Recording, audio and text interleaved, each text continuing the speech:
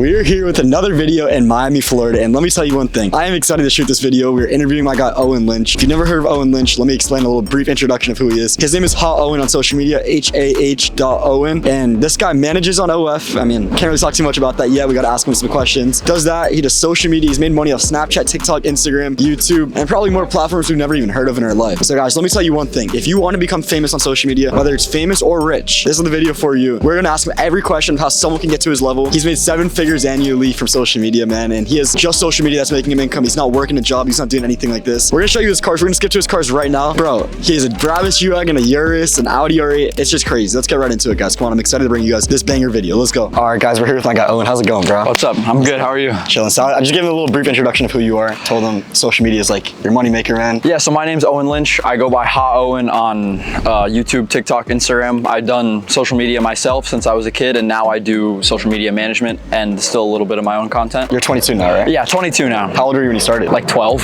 So 10 years and you have all this now. Yeah, I was trying to do social media probably since I was like 10 even. I was filming videos of whatever I could, but I've been doing it actually successfully or professionally making money for like 2.5, 3 years. 2.5, 3 years. Why do you think it took you so long to become profitable?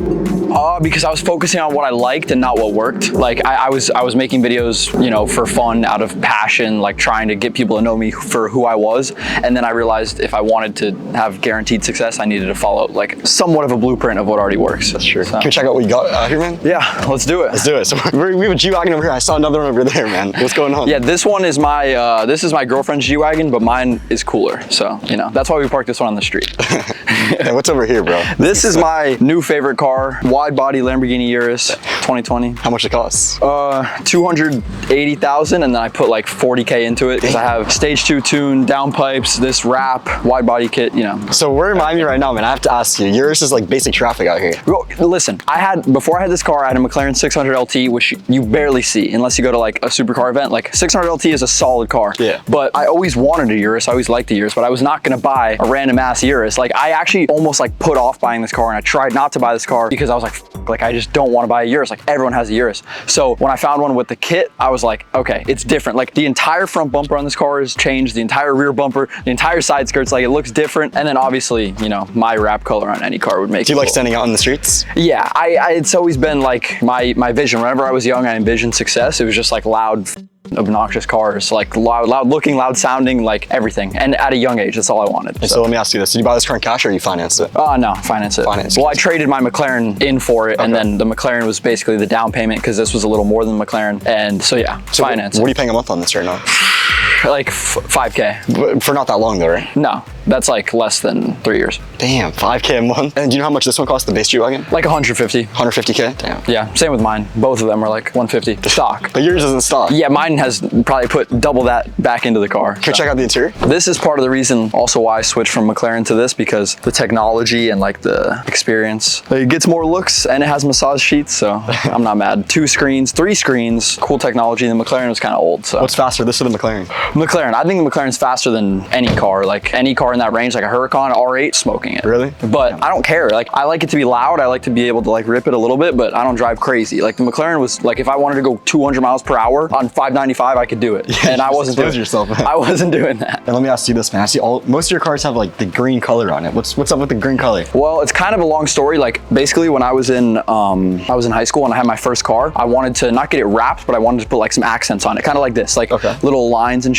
And I had a black Range Rover. That was my first car. And I told all my boys, I was like, yo, I really want to put like neon yellow. Like I think that would be hard. Like I just always loved that color. Like I feel like a lot of kids wear that color, like Nike Elite socks and shit, but I just liked that color forever. And then everyone was pretty much like, no, like that's whack, like that's ugly. Like, and in my final straw, like I took it to the wrap shop and I was like, yo, I want to put neon yellow accents on the car. And the owner of the wrap shop texted me, he's like, hey man, I don't think you should do that. Like I think you should go with a more basic color, like red or blue, like that would just look better. And I did it, like I caved. I was like, because I had like everyone telling me to go another color, so I just did red, and I would drive around with that stupid red accents on my car, and I was pissed. And then I had like a kind of changing of everything in high school where I like stopped being friends with all my friends. I had like a girlfriend, I stopped dating that girl, and like I just kind of had nobody. And then as like a reset and as like a just everybody, I'm locking in. I took the car and then I wrapped it neon. Like I put the neon accents and I was like, this is my fucking color. I'm standing by this color. I don't give a what anyone says. And then that's kind of where everything came from. So like, you don't regret it? It's your favorite color now? Yeah, it's my favorite color. I'm not sad about it. All right, let's see the G-wagon, man. Yeah, this I think is the best car ever. This is my Brabus G-wagon. This is the best car ever. People, you know, I've had like 5 cars. People ask me what is my favorite car. A G-wagon, even not the Brabus kit, not any mods, like just a G-wagon in general, I think is the best car ever. Like if I had to only drive one car for the rest of my life, it's massive, it's a tank, it's sporty. When I'm driving, like I feel like I don't even have to look at the road. I just be on my phone and like if I crash into somebody, I'm surviving, you know? But no, this car was my, you know, people usually have like, you know, supercar, like the Urus, McLaren. I've had those cars, but this was my actual dream car. Damn. Because I had a friend in high school who his dad had a G-wagon and he would always like take out his dad's G-wagon and drive it around. And I was like, this car's sick. Like this is a baller car. And so this was like the success car for me. Like I had a playlist on my phone called G-wagon. When I bought a G-wagon, like I was envisioning this car. I had it written down for years on my mirror. Like this was like the craziest car purchase. Like I cried on the way home when I bought this car. Like, wait, was this your first car you bought? No, so I bought like a C63 AMG. Okay. That was the first like nice car I bought. And then this was about a year after that. Could you see the interior? Yeah, 100%. The interior, I haven't done anything except the steering wheel. The steering wheel's pretty sick, but it's kind of the wrong color. Man, that steering wheel's crazy, bro. But it looks hard. And then just black. And one thing I know about G-wagons, man, the doors don't close regular, right? You gotta like slam it. Oh no, every single person that comes in this car, they'll be like, okay. And I'm like, I don't wanna have to say it. I'm like, could you just close that one more time? And then they'll be like, and I'm like, no, just one more time. And I'm like, no, just give it a good one. They're like, fine. Damn. And then like, you literally have to do that for it to click or else it beeps on the inside. You're never scared of the door to like break? No. No, you could like do whatever.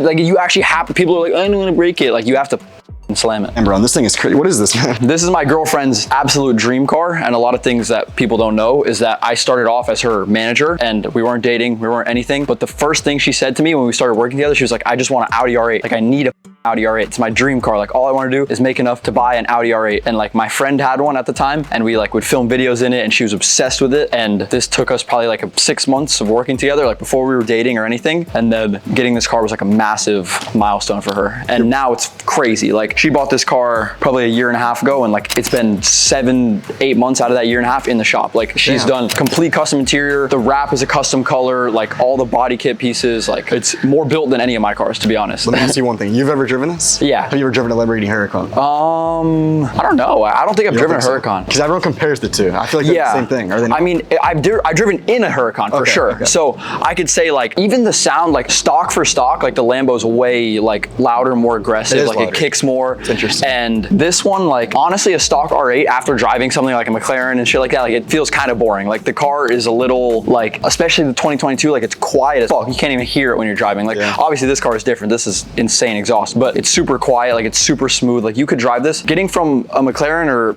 even a Huracan into this feels like you're higher up, feels like you're in like a sedan. So it's a lot more chill, but when people mod them and like, you know, if just with a little exhaust, it's a crazy car. And honestly, the look with like, when they see the front, the look with a body kit is maybe better than her. It's crazy, man. I saw it before. It's crazy. And so, you know how much this one was? Like 170. 170. How much do you think she put into it? Like actually 100K. How much? Why so much? She spent like almost 40,000 on the interior alone. And then like, I'm not gonna lie, like I've done some like parts where it's like, okay, it's like Brabus hood, but not from Brabus, you know, like it's like still real carbon, but like, I'm not gonna lie, like I have done that, but she has like all real shit. She's like 7K on the front lip, like just, you know, just because she's like, it's my dream car. Like she never wants to sell this car. These cars, like I don't care if, you know, whatever, like I'm gonna have a whole different set of cars in a year, but now she wants to probably have this until she's 50. Damn. Oh, and you got golf carts and a jet ski too. What is this? Well, this is actually funny because literally 2 weeks ago, neither one of these things were here because these are both birthday presents. No way. What was your birthday? October 7th. Happy birthday. We're filming now, it's like November 1st, but it was like 2 weeks ago. So this is a jet ski because we're about to move to the water. Like we're gonna have a house on the water. So my girlfriend got me that. And then my friend, infamous Jack Doherty, got me this golf cart. Damn. So yeah, everyone pretty much knows I like neon yellow or close to it. So they just try to find something in that color. Have you driven this thing? Yeah, these are fun. I haven't driven this jet ski, but I love jet skis. But this is cool. I've never had a golf cart.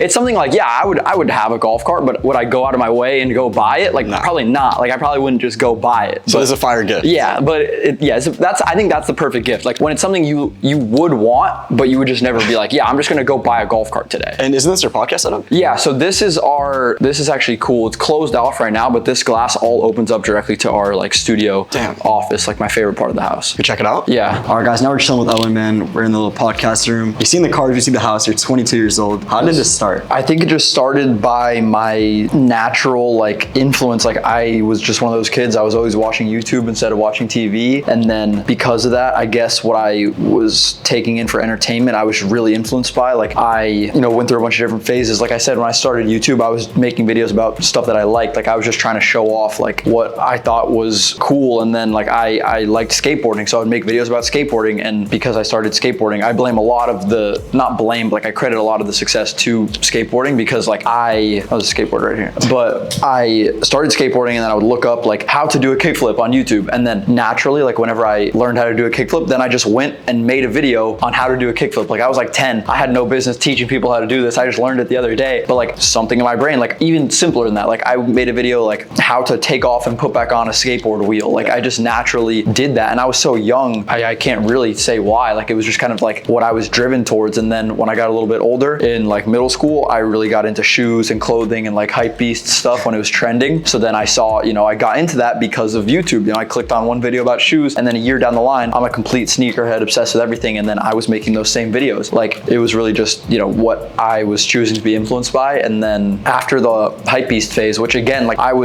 was a bigger level. Like I was in middle school, I was only 13, 14, and I was daily uploading on YouTube. I was filming videos, talking about shoes, editing the video, posting them, making the thumbnail, everything myself. And like, I don't even remember that. It's like, I just like blacked out. Like I was just dialed in at that age. And I don't even like remember how I had the skill set to do that. But I just was so consistent focusing. And like the good thing, all this stuff is on the internet. Like you can go back and see everything that I've done. But what is really important is that at the end of that, like I got like 5K subs on YouTube. I had a little like community with everyone, my hypebeast stuff. And then I started to not care about the shoes and the clothes as much. I was like, I don't really like this anymore. And because I didn't like what I was making the videos about, I stopped making the videos. Like I just stopped posting. And I was like, whatever, okay, I'll just chill. And then I kind of went back to just high school. It was like middle of high school. I started just like being a normal kid, like not really pursuing anything, wasn't really working towards anything. And it was just like the worst feeling ever. After a couple of years, I was like, I up because I'm looking around, I'm seeing all these YouTubers with nice cars, nice houses, like getting rich, dropping out of school. That was the main thing. Like I always wanted to drop out of high school. Like I dropped out of college, but I always wanted to drop out of high school. Like I wanted to be rich when I was 15. Like I felt like I was late. I felt like I was behind. So I was just pissed. And then the opportunity again came on TikTok and I just started posting, random stuff on TikTok when it was kind of popping in 2019. And the same thing happened. I had like 100K followers from complete bullshit, like doing like trends and like dancing video, not like dancing, but like, like the songs and you just put a caption, like old TikTok days. Like I got like 100K followers and then I was like, I don't really know what to post. And I just found myself stopping and I was like, no, I'm not gonna do this again because that was my biggest regret. Like my biggest regret in life was stopping YouTube when I was in middle school, because I think if I had just put my like personal thoughts aside, if I put my passions and like whatever I cared or didn't care about aside and I just did the work because it was working, I would be 10 steps ahead of where I am now. But obviously I needed that lesson to grow. So then I just started studying trends on TikTok and I started copying people. I started copying people. I was like, I don't know what to do. You don't know what to do. You don't know what to post. You don't have any ideas. Just copy somebody. So like I found some videos and then I followed different trends and grew to 1 million. I started learning about brand deals and then I learned about brand deals. I made my first money on social media and then it was just kind of history from there that all took off. I mean, I could tell you like the actual next steps, but you could. Wait, so the first paycheck you ever got from social media was from brand deals? That's okay. I got a check for like $1,000 from YouTube. Okay, so YouTube was the first platform. Yeah, when I was like super young, like in the mail, got a check for $1,000 off of like a year of work. Okay. And that was the first like money I ever got from social media. But then the first consistent money I got was like towards the end of high school, like junior year, doing brand deals on TikTok. I was making like a couple thousand a month, like literally a couple, like 1,000 or 2,000, like not enough to live off of, but I was making money. And so when you were 19, you moved to Steeple Builders Building. Is that what you said? Yeah. When I was 19, I was originally going to go to the University of Miami. Okay. So I got an apartment that I split an apartment with 3 kids that were all going to the University of Miami in the SLS Lux in Brickell. And I was paying like $1,000 a month in rent. And then I dropped out of U Miami in the first 2 weeks. Like the first time I went to class, I took like a media class and this old professor was like, oh, I hear the algorithm on TikTok is pretty good. And like after that day, I called my dad and I freaked out. I was like, I don't care. Like I'll pay for everything. Like like, you don't have to pay, like, I'll pay you back for college, like I'll pay you back for whatever you paid, I'll pay you rent, I'll pay for because at this point I was just, you know, I just moved out, like I was going to college, so my dad was still paying for some of my stuff. Like he thought I was just about to be a normal college kid, just wasting his money and going partying, whatever. So I was like, I'll pay for everything. I promise, like, I don't care, like I can't do it, I can't go to class, like I freaked out, and then I never went back. Yeah. And let me ask you this, man. You're 22, right? You have all this stuff. Do you have any friends from high school still, or not really? Yeah. My best friend, who's my business partner now, Cole. He's like, and that's the thing, right? He wasn't during, you know, early high school, like he wasn't my friend. I've known him since we were like 12, like since 6th grade, however old you are in 6th grade. But we've known each other, and then we used to I did the school morning announcements. Like I was like, good morning, guys. Today the weather's gonna be 70 degrees. And he was like the cameraman, so I knew he knew how to use the camera. So when I started doing YouTube and like I was doing TikTok filming myself, and when I finally needed somebody to film, I was like, yo, can you come do this shit? And that was junior year of high school, and now we would be almost seniors in college. So that'd be like I mean, at the end of this year, like that'll be almost 6 years that we've known each other, and he's, you know, my best friend now. So yeah, I lost more people than I can count from high school, even within high school, who just fell off and stuff, but he's really the only one. Like there's people who I still, you know, talk to once every now and then, but like a true friend, just him. Owen, and how did you and Camila meet in the first place? Okay, so this is actually a crazy story. So obviously, like I mentioned, my friend Jack Doherty gave me that golf cart. Like, so me and him were like mutual friends, like not too close. And back at the time, like this was like a year and a half ago, almost actually pushing 2 years ago, I lived in Fort Lauderdale, and I was doing full-time, I was doing Snapchat shows. So I was like, this was the first thing that was making me like a shit ton of money. I was doing basically just posting my TikToks and stuff on Snapchat. And then I got deeper into it, and I was doing like that, like clickbaity news stuff on Snapchat. And that was a very like nerdy job. Like I was locked in at a desk like 10 hours a day. I would stay up until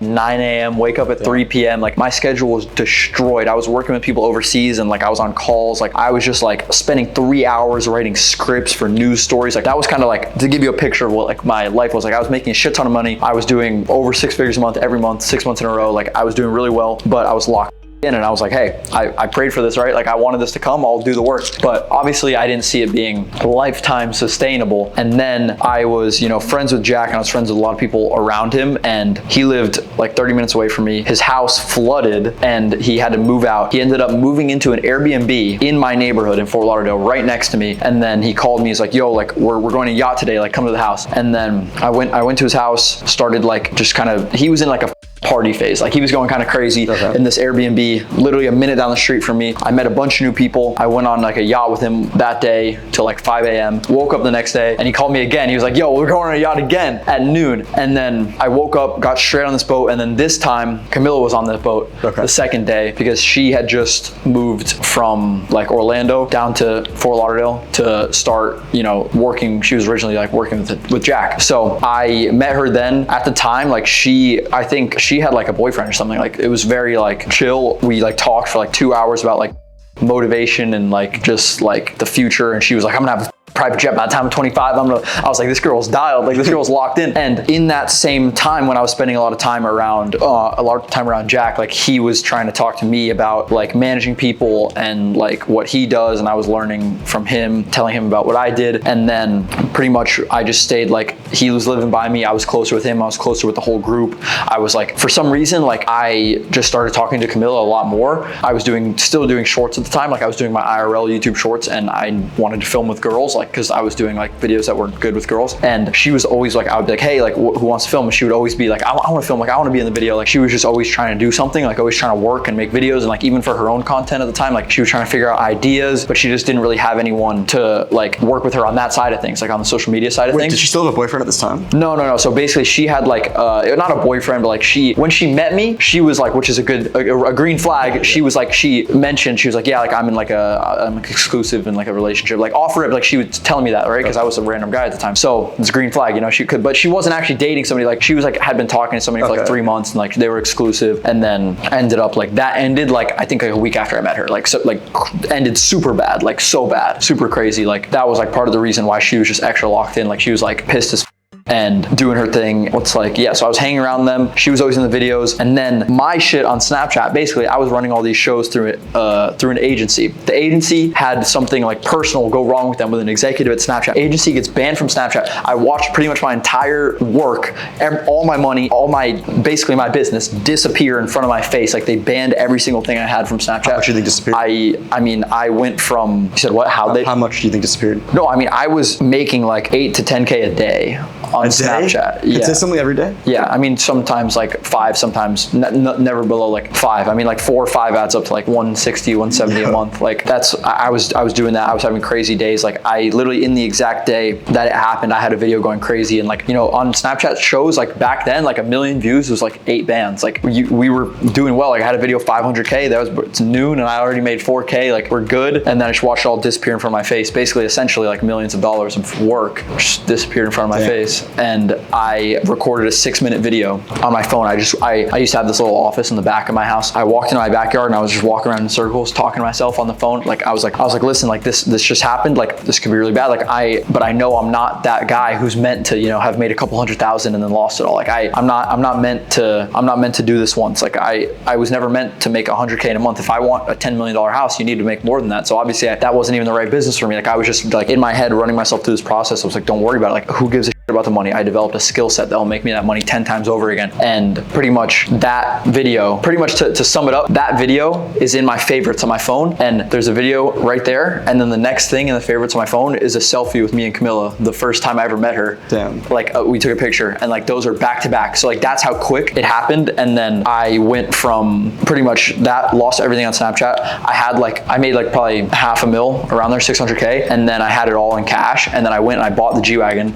I was like, I could like save this, put in some real estate and just like chill. Like I could spend a couple of years figuring out what I'm gonna do next with this money. But I was like, that's not how we're rolling right now. Like I'm only, like I said, I bought the G, I was only 19 or maybe I had just turned 20. And so I just bought the G-wagon almost cash. I put like 150K down. I was like I'm making this shit happen. And then I was trying to figure it out. I was trying to do like a course or trying to do YouTube. Like I was trying a bunch of shit. And then Camilla pretty much came to me one day and was like I want to lock this in. Like I know I could be bigger than these other girls who do, not even OnlyFans. Like she was like in my YouTube videos, like she was like, let's make a YouTube channel. Let's do this, let's do that. And then we kind of just that one day locked it in. And yeah, I pretty much managed her completely. Like we were just friends. Like I was so against like trying to like date or like even feel any sort of way towards like a girl I was managing, because I was like, you don't want to make them feel weird or you don't want to like be like anything. So I like pushed it away super hard. But like she moved into my house the first week that we started working together. She moved into my house. She was like sleeping on my couch, and then we pretty much locked in for like 6 months. We became like literally best friends, and we grew everything insane. Like I was doing my YouTube channel for years. I started her channel. I grew from 0 to 1 million subs in 6 months. Like she hit 100K first month on YouTube.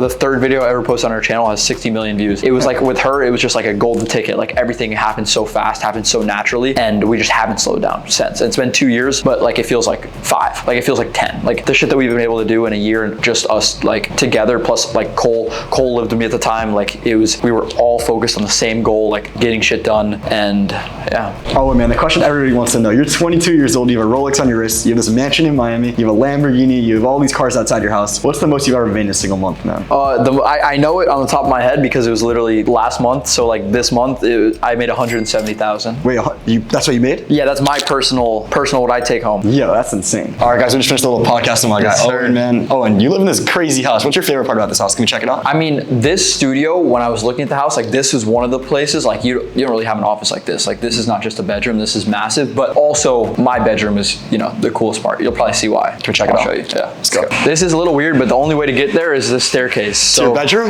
Yeah. If it's raining, we're cooked. Does it get like out of your way, uncomfortable? Literally only when it's raining. Like it's really just a normal staircase, but yeah, I mean, this is pretty much like half of the house is our bedroom. And yeah, this room is crazy. Like it's kind of massive. I don't know if the camera does it justice, but like you could run a marathon in here. And yeah, we got the projector. Damn. What's your favorite part about the room? Well, this is my favorite part. I got my my little spa over here on the balcony. Damn, you got a balcony for the backyard.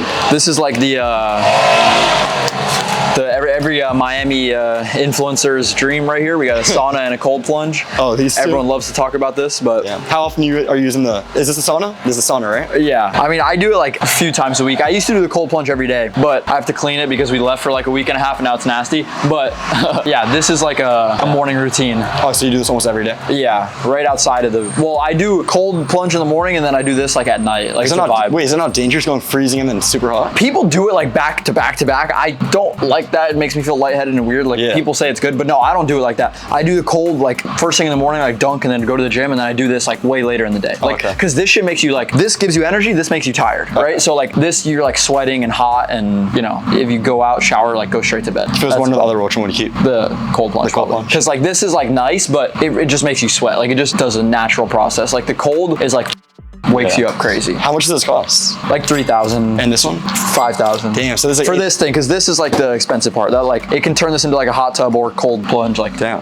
The whole filter and everything. All right, guys. Owen's taking us to the rooftop now. We gotta check out what's on the roof, man. Yes, sir. Bro, this is crazy, bro. Was this a big selling point to the house? Yeah, but you don't really get like, this is not like a balcony. This is like the entire top of the house is a freaking thing, and you can see everything. Like water's right there. You can't really see it, but you know. My last question for you, man. We're up here. We're about to wrap up this video. What's one message to someone who's scared to pick up the camera and make that first video for social media? I mean, my entire brand was built around me being afraid to do what I wanted to do. Like I wanted to be Jake Paul, Logan Paul. I wanted to be vlogging in public, screaming around people, but it wasn't in my nature. And I was like, just be the main character of your own story. Be the main character of your own story. These other people, like, just do what you want. Like, don't worry what they think. And then that's kind of what, like, I had that tattooed on me. I have main character on all my cars. Like, I really had to you weigh out the short-term, you know, fear or embarrassment for like the long-term, like to get what you want, to chase the goals. And like, you know, some people aren't meant for it, but if you think you are, you have to at least go all in. Like you can't tell, you know, you can't base off fear. Like if you're afraid to do it, that doesn't mean you shouldn't do it. Like you can put that behind you. It might be hard, but like it's worth it. You think anyone could become successful with social media? Yeah, especially now. Like, cause you can do it without even your face on it. We gotta go in the freaking shade, guys. Like, keep going. We'll go over here. But you could do it without your face on it. You could do it like, you know, making videos about whatever. Like if you follow a formula of success, like a good basic video outline or a structure or copy something, like anyone can make it work, really. Awesome. Where's every single platform they can check you out, man? You go through everything, man. I know you have H-A-H Owen, Ha Owen. It's kind of hard to say, but Ha Owen on Instagram, Ha Owen on YouTube, Ha Owen on TikTok. Yeah, that's pretty much it. That's the big ones. Like that's all we got. Awesome. Thank you so much, man. All right, I appreciate you. Of course. Thank you.